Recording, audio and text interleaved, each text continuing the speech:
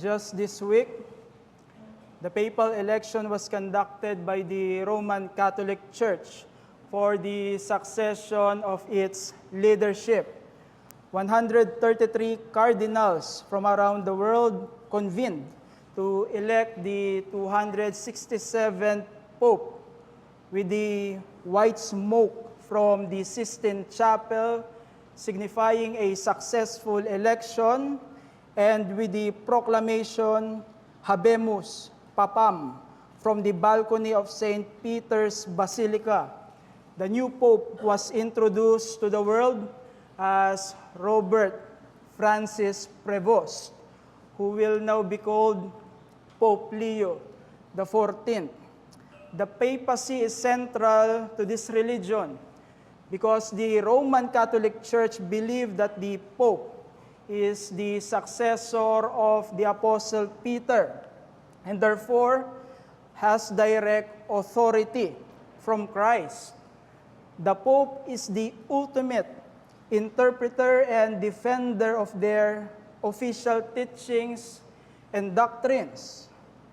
He represents divine authority as the vicar of Christ, and he also possesses papal infallibility. We understand that the Roman Catholics are able to defend these beliefs based on their traditions, but you cannot find these kinds of beliefs taught in the infallible Word of God regarding a person in service for God. Because these kinds of claims for a person undermine the authority of Christ, who is the true head of the church and does not need any visible representation, for he governs his church by the Word of God. And the claim that the Pope is the vicar of Christ also undermines the unique mediatorship of the Lord Jesus Christ. For Jesus does not need any human mediators between him and his people. Thus, when religious beliefs goes against the scriptures, it sadly leads to opposing the biblical Christ and the biblical gospel, which is the case of the Roman Catholic Church. However, for a true church of the Lord Jesus, our calling extends beyond faithful gospel proclamation, because we must also deepen our understanding about the gospel, because its truths will impact our life as a church. We saw this in our previous preaching, and we will continue to see how the gospel truths affect the life and practices of the local church, just as the Apostle Paul was eager to preach the gospel to the Christian church at Rome. So may I invite you to turn your Bibles with me in the second part of the salutation of the Apostle Paul in Romans chapter 1, and our reading will be from verse 8 up to verse 15. Once again, Romans chapter 1, verses 8 to 15. Let me read from the English Standard Version. First, I thank my God through Jesus Christ for all of you, because your faith is proclaimed in all the world. For God is my witness, whom I serve with my spirit in the gospel of his Son, that without ceasing I mention you always in my prayers, asking that somehow by God's will I may now at last succeed in coming to you. For I long to see you, that I may impart to you some spiritual gift to strengthen you. That is, that we may be mutually encouraged by each other's faith, both yours and mine. I want you to know, brothers, that I have often intended to come to you, but thus have far have been prevented, in order that I may reap some harvest among you, as well as among the rest of the Gentiles. I am under obligation both to the Greeks and to barbarians, both to the wise and to the foolish. So I am eager to preach the gospel to you, also who are in Rome. This is the word of God. Our passage is the second part of the salutation of the Apostle Paul in this epistle to the Romans after his formal greeting, after the detail to whom this letter was sent, and the truths about the gospel in the previous passage that we studied from verses 1 up to verse 7. Now the salutation of the Apostle Paul continues with the information about the relationship between the sender and the recipient of the letter. This was a standard structure of the ancient Greek letters. The Roman Church recognized Paul's apostleship, his authority in spreading the gospel, and Paul expressed his thanksgiving for their commitment to the gospel. These are the reasons behind the prayer of the Apostle Paul for the Christian church at Rome in verse 7, and his good expressions for them in this section of his salutation.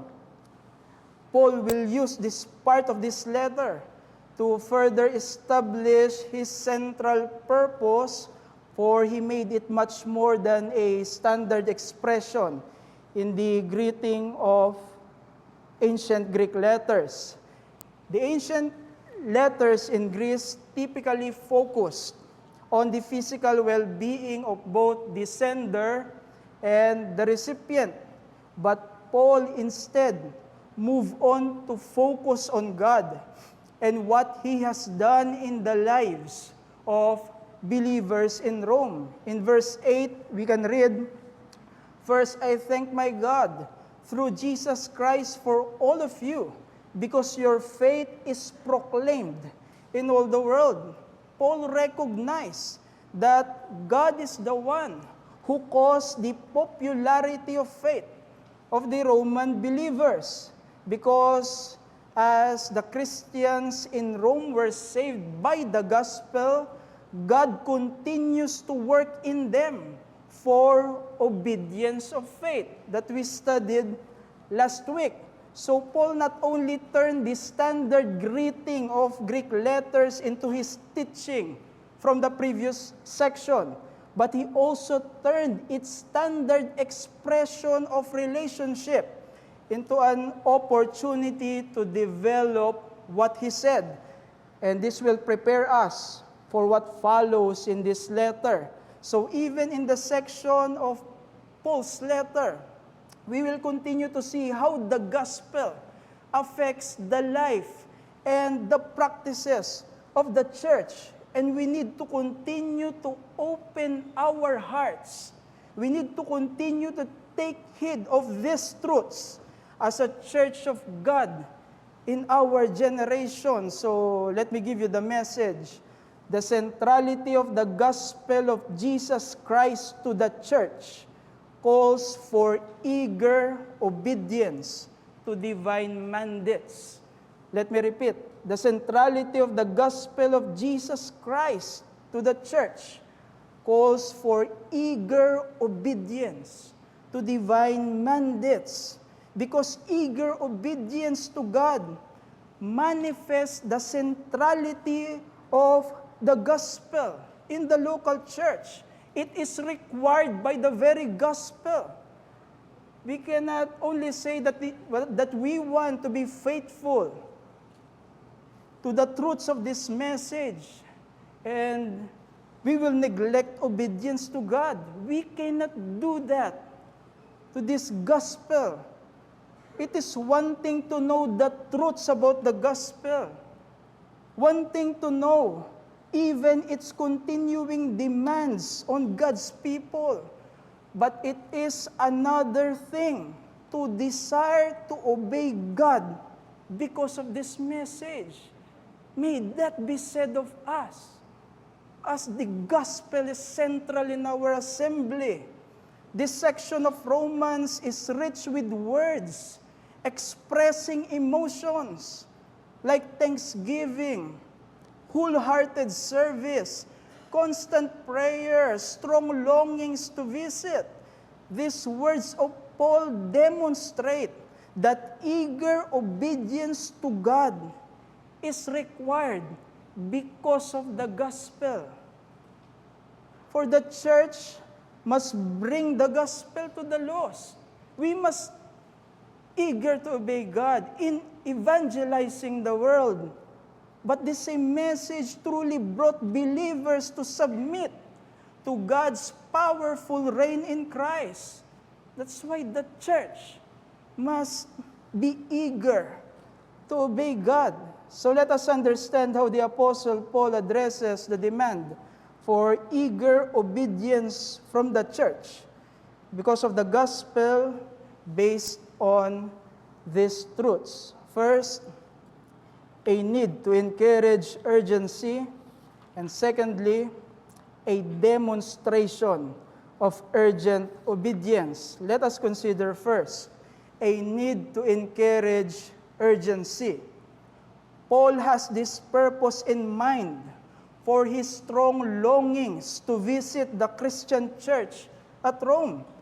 In verse 11, we can read, I may impart to you some spiritual gifts to strengthen you. Paul wants to serve them, to encourage their ongoing commitment to the gospel. The word strengthen here has the meaning of becoming firm and unchanging, both in attitude and belief. This word is used in many parts of the New Testament as an effect of a faithful ministry of the word. For example, in Acts chapter 16, verse 5, as the Apostle Paul ministered to these churches, we can find the details. Churches were strengthened in the faith. That's the idea conveyed by the Apostle Paul. That's why he wanted to visit the Christian church at Rome. So as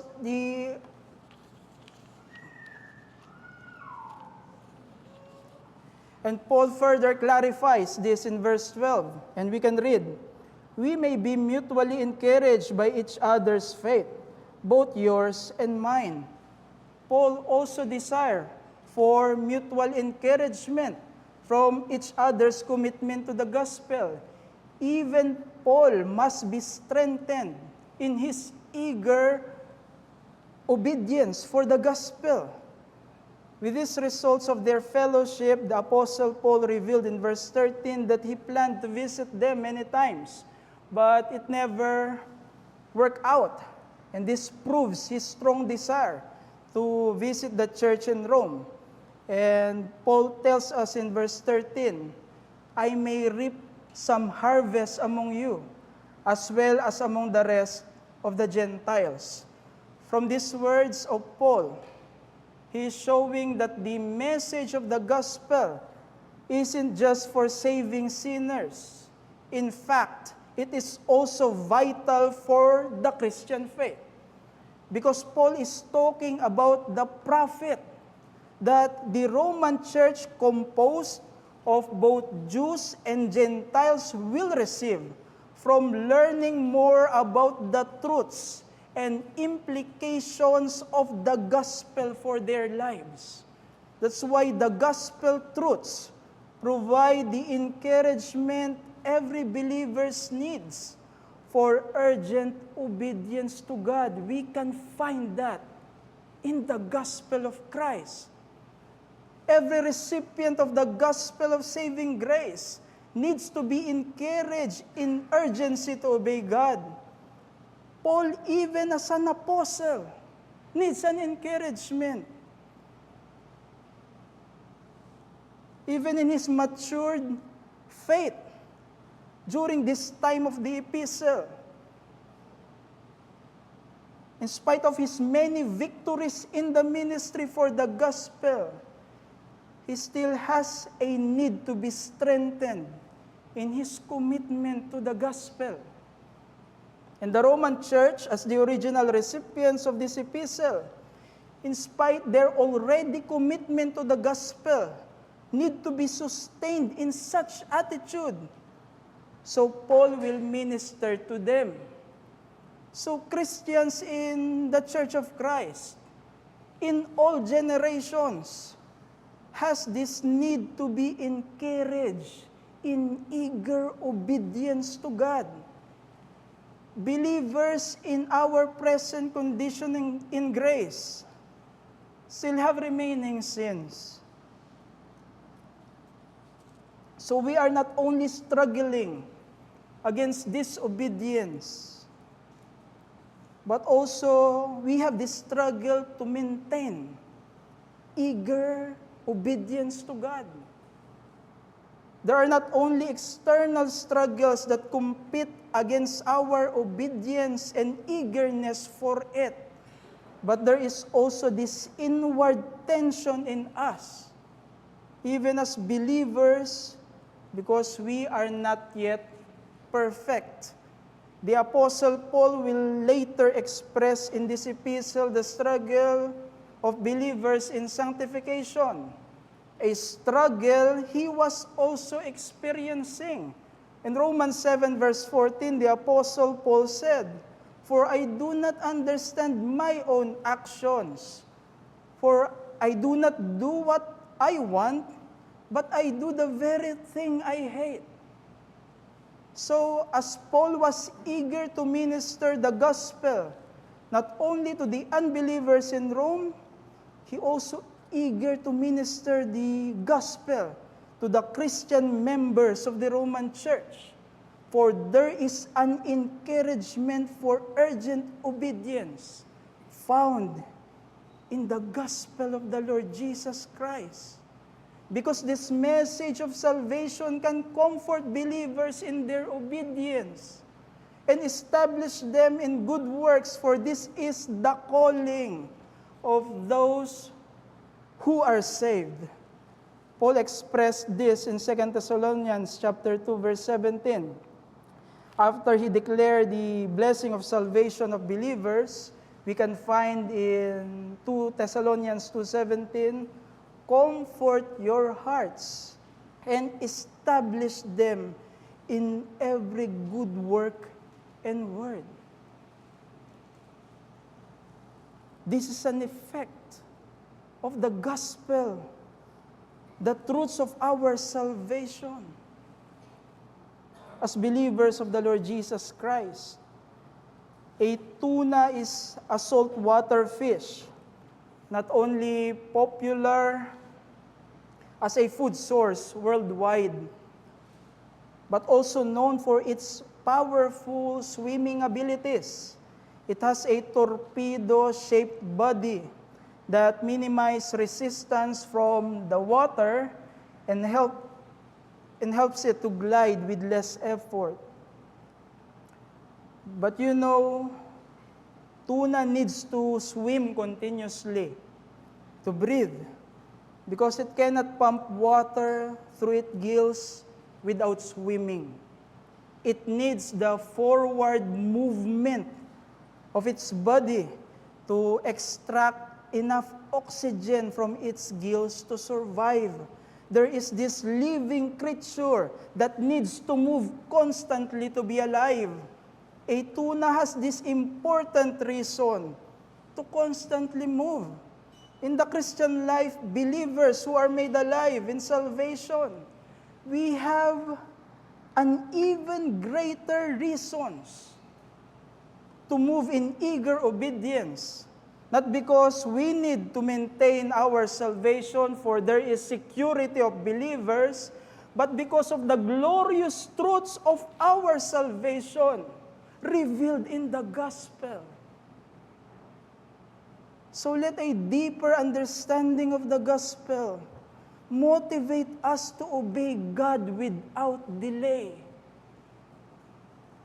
For as believers, we must never tire in hearing, tire in studying the truths of the gospel, because we have a need not only to learn more of our salvation, we have a need to obey God with eagerness. The growing knowledge about the gospel truths will lead us not only to understand what we must obey, but to encourage our urgency to fulfill them. A deeper understanding of the gospel results in a greater realization of our blessedness in Christ. Despite our many hardships in this life, many limitations, and even remaining sins, we are the blessed people of God because of our salvation in the Lord Jesus. Deeper understanding of the gospel will result in a greater realization of God's calling to us.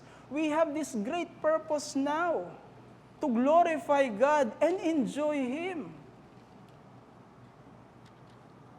Deeper understanding of the gospel will result in greater thankfulness to God, so that our obedience will not come from a grudging and heavy heart towards Him. How can we have such an attitude towards this glorious and gracious God of our salvation? So we must understand that it is the truths of the gospel that truly motivates our eager obedience to God, not the fulfillment of our carnal desires and fleeting things of the world. In his book, The Body of Divinity, the Puritan Thomas Watson said this about obedience of believers. Evangelical obedience. Because for this Puritan, the gospel motivates genuine obedience in believers. An obedience born out of gratitude. An obedience born out of a true desire to please the Savior. So Watson wrote about believers, obedience is the badge of the true disciple. May we deepen our understanding of the truths of the gospel to encourage us toward eager obedience to the God of our salvation. That's why there is a need to encourage urgency in our passage. But secondly, there is a demonstration of urgent obedience. We see this exemplified by the Apostle Paul through his ministry of spreading the gospel. In verses 14 to 15, the Apostle Paul revealed his personal obligation coming from the gospel that he must eagerly fulfill. The word eager has an idea of real willingness to serve a master. This word is used in 1 Peter chapter 5 verse 2 for the ministry of the elders as manifestation of their service to God. Pastors and elders must realize that they are serving the great shepherd. That's the idea of the word eager, used by Paul. Real willingness to serve a master. So here, Paul was eager to preach the gospel to everyone. Whatever the social status of that person, Greeks or barbarians, to the wise or to the foolish, even to the Christians in Rome, like what he said in verse 15, to you also who are in Rome. That's how eager the Apostle Paul. Because learning the gospel truths can lead to exemplary faithfulness, marked by urgent obedience to God. This is an effect of growing understanding of the gospel. The reason why believers need to be encouraged toward urgent obedience is because it is a clear will of God for every recipient of the gospel. Believers must not only grow in our knowledge of God's will, but also grow in really applying them in their lives. The eager obedience exemplified by the Apostle Paul in our passage must become the goal of every recipient of salvation through this gospel. This must be your goal as believer of the Lord Jesus. Because despite the reality of remaining sin in believers, we are still enabled by grace to grow towards maturity in our faith. So that not only our words, but also our manner of life can become examples to our fellow brethren to encourage their faithfulness to God. Because a growing understanding of the gospel leads to a higher view of the exalted Christ. So believers will be eager to hear and bow their knees in obedient faith to the King of Kings and the Lord of Lords. Believers develops a deeper understanding of how gracious, how glorious the Lord Jesus is through a growing knowledge of truths about our salvation. The Gerasene demoniac in Mark chapter 5, when he was saved by the Lord Jesus Christ, demonstrated urgent obedience to Jesus, even though what Jesus commanded to him was against his initial desire. The response of this man showed no murmuring or desire to contradict, but a response marked by total obedience. We can read in Mark chapter 5, verse 18, the strong desire of the man begged him that he might be with him. He desired to follow his Savior. That's a good desire. But Jesus commanded him otherwise. In verse 19, go home to your friends and tell them how much the Lord has done for you and how he has had mercy on you. And there was the eager obedience of the man because Jesus saved him. We can read in verse 20, and he went away and began to proclaim in the Decapolis how much Jesus had done for him. And everyone marveled. So, brethren, we must never forget that we were also saved to live in eager obedience to the Lord Jesus Christ, our Savior, for He is our Lord. He is our King. So let us seek to become an example of eager obedience to God in this church.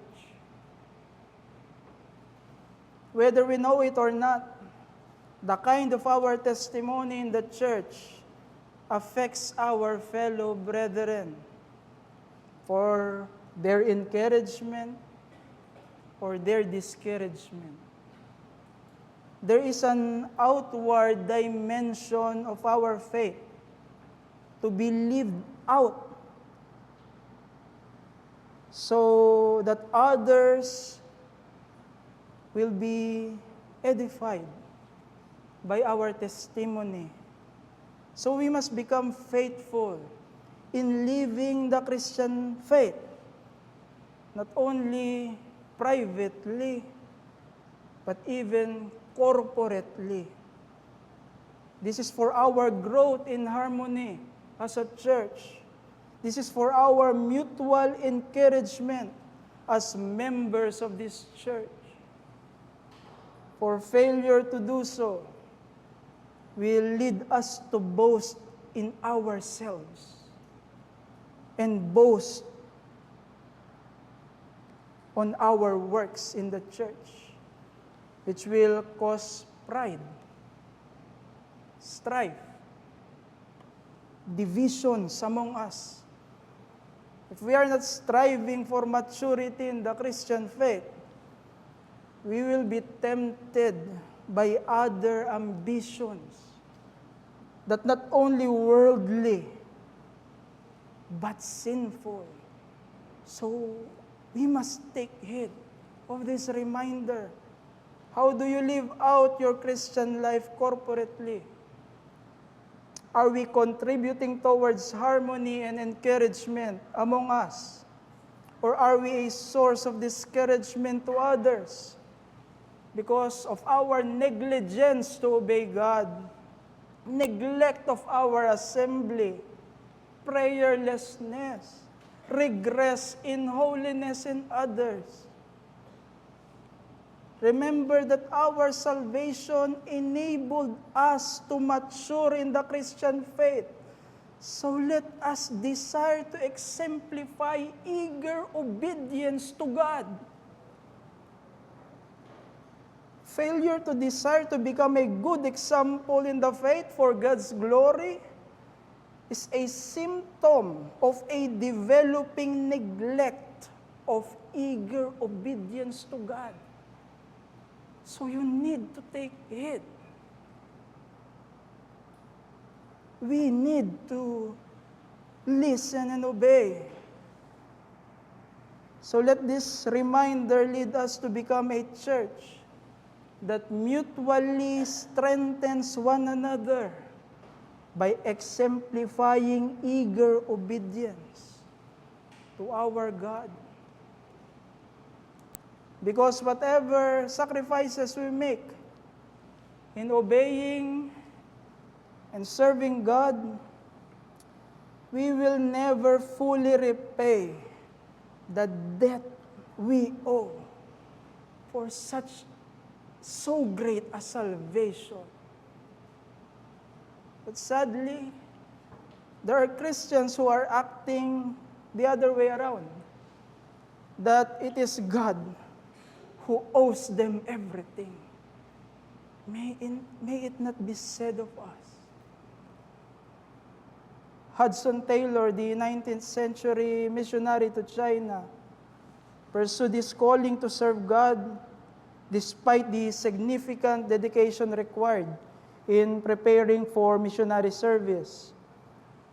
This preparation included studying medicine and learning the foreign language while facing the threat of rebellion in China during their time. When asked for his reason,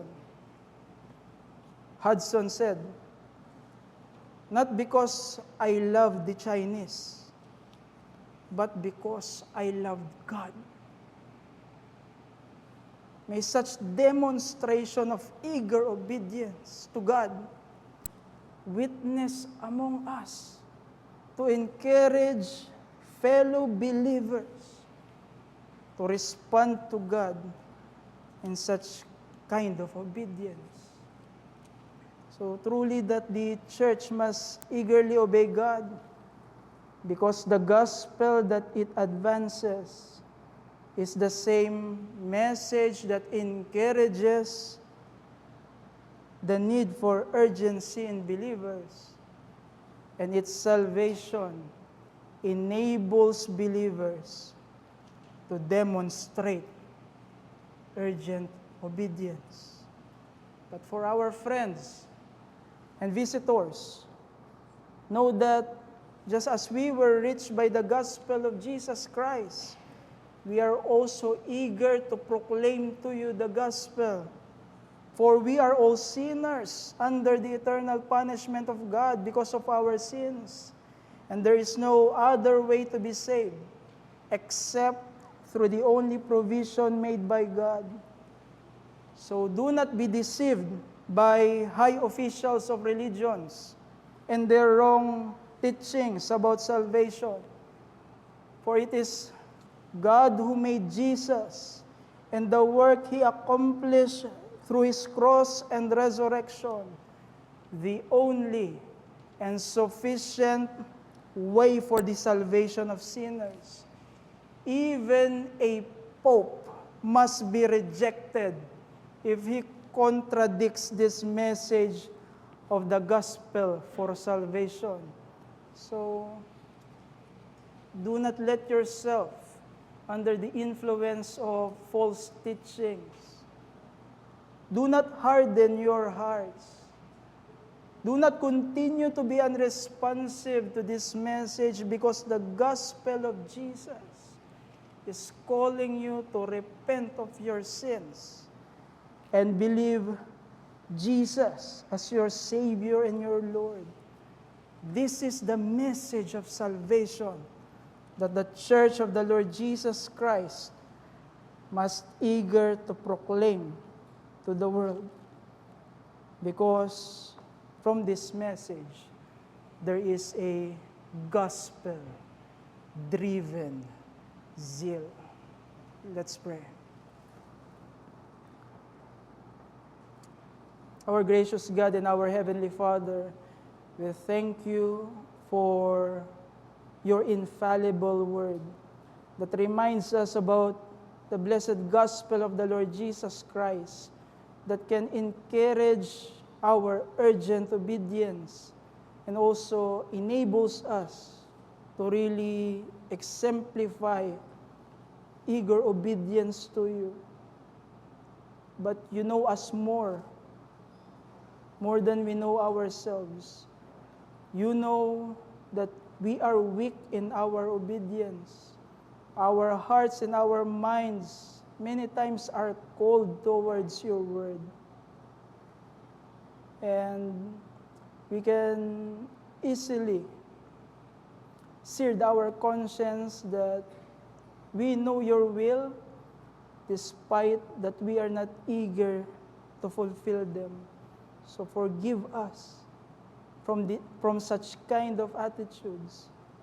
And may your grace be upon us to truly grow in our understanding of the gospel of the Lord Jesus, and to grow in our eager obedience to you, not only in our individual lives as believers, but even corporately as your church towards the mandates that you've given to us.